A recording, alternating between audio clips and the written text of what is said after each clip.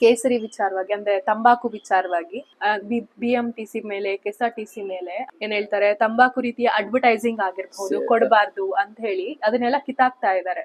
Cigarette, alcohol, ಈ ತರ ಟೊಂಬ್ಯಾಕೋ ಈ ತರ ನಮ್ಗೆ ಯೂಸ್ ಮಾಡೋಕೆ ರಾಜ್ಯದಲ್ಲಿ they have the right. You have the democratic freedom ಅಂತ ಇದೆ. ಅದು ಎಷ್ಟು ಮಟ್ಟಿಗೆ ಆ ಫ್ರೀಡಮ್ ಸಮಾಜಕ್ಕೆ ಒಳ್ಳೇದು ಅದು ಬೇರೆ ಪ್ರಶ್ನೆ, ಬಟ್ ಫ್ರೀಡಮ್ ಎಕ್ಸಿಸ್ಟ್. ಬಟ್ ಅದೇ ಸೈಮಲ್ಟೇನಿಯಸ್ ಆಗಿ ಗವರ್ಮೆಂಟ್ ಈ ಡ್ರಗ್ ಅವೇರ್ನೆಸ್, ಆಲ್ಕೋಹಾಲ್ ಅವೇರ್ನೆಸ್, ದೊಡ್ಡ ಪ್ರಮಾಣದ ಪ್ರೋಗ್ರಾಮ್ಸ್ ಕೂಡ ಶುರು ಮಾಡ್ಕೋಬಹುದು. Educate about the harms of these things. So ಈ ರೀತಿ ನಮಗೆ ರೈಟ್ ಟು ಯೂಸ್ ಅನ್ನೋದು ಇರುತ್ತೆ, ಬಟ್ ಅವೇರ್ನೆಸ್, ಜಾಗೃತಿ ನಾಟ್ ಟು ಯೂಸ್ ಅನ್ನೋದು ಕೂಡ ಇರುತ್ತೆ. ಅದೇ ಒಂದು ಹೆಲ್ತಿ ಡೆಮಾಕ್ರಸಿ. ನಾ ಚಿಕ್ಕ ಹುಡುಗಾಗಿ ಒಂದು ಕತೆ ಇದೇ, ಒಂದು ಸಿಗರೆಟ್ ವಿಚಾರ. 90s ನಲ್ಲಿ ಅದಕ್ಕಿಂತ ಮುಂಚೆ ಯಾವುದೋ ಒಂದು ಸಿಗರೆಟ್ ಬಾಕ್ಸ್ ನಲ್ಲಿ ಯಾವತ್ತೂ ಕೂಡ ಇದು ಕಾಸಸ್ ಕ್ಯಾನ್ಸರ್ ಅನ್ನೋದು ಇರ್ಲಿಲ್ಲ. ಸೊ ನಾನ್ ಚಿಕ್ಕ ಹುಡುಗ ಆವಾಗ ಮೇಬಿ 7-8 years ಹುಡುಗ ಅಲ್ಲ, ಅಮೆರಿಕಾದಲ್ಲಿ ಎಷ್ಟೋ ದಶಕಗಳಿಂದ ಜನ ಸಿಗರೆಟ್ ಸೇದಿ ಲಂಗ್ ಕ್ಯಾನ್ಸರ್, ಸೀರಿಯಸ್ ಕ್ಯಾನ್ಸರ್ ಶುರುವಾಗೋಗಿತ್ತು.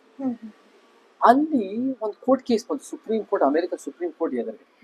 ಆ ಸುಪ್ರೀಂ ಕೋರ್ಟ್ ಎದುರುಗಡೆ ಬಂದಾಗ ಎಲ್ಲ ಒಂದು 7-8 ದೊಡ್ಡ ಸಿಗರೆಟ್ ಕಂಪನಿ ಒಂದು CEOsಗಳೆಲ್ಲ ಇದ್ರು, ಸೂಟ್ ಬೂಟ್ ಹಾಕೊಂಡಿದ್ರು. ಇವ್ರು ಕೇಳಿದ್ರು, ನಿಮಗೆ ಈ ಪ್ರಾಡಕ್ಟ್ ಬಗ್ಗೆ ಇಷ್ಟು ಹಾನಿ ಆಗತ್ತೆ, ಜನರ ಜೀವನಕ್ಕೆ, ಆರೋಗ್ಯಕ್ಕೆ ಹಾನಿ ಆಗತ್ತೆ, ನಮಗ್ ಗೊತ್ತಿಲ್ಲ ಅಂತ ಹೇಳಿದ್ರು. ಆಯ್ತು, ನೀವ್ ಯಾರಾದ್ರೂ ನಿಮ್ ಸಿಗರೆಟ್ ಅನ್ನ ನೀವ್ ಯಾರಾದ್ರೂ ಬಳಸ್ತೀರಾ ಅಂತ ಕೇಳಿದ್ರು. ಯಾರು ಬಳಸ್ತಾ ಇಲ್ಲ. ಅಂದ್ರೆ ಅವ್ರ CEOsಗಳೇ, ಅವ್ರ ಕಂಪನಿಯವರೇ ಅವರೇ ಯೂಸ್ ಮಾಡ್ಕೊಳ್ತಾರೆ.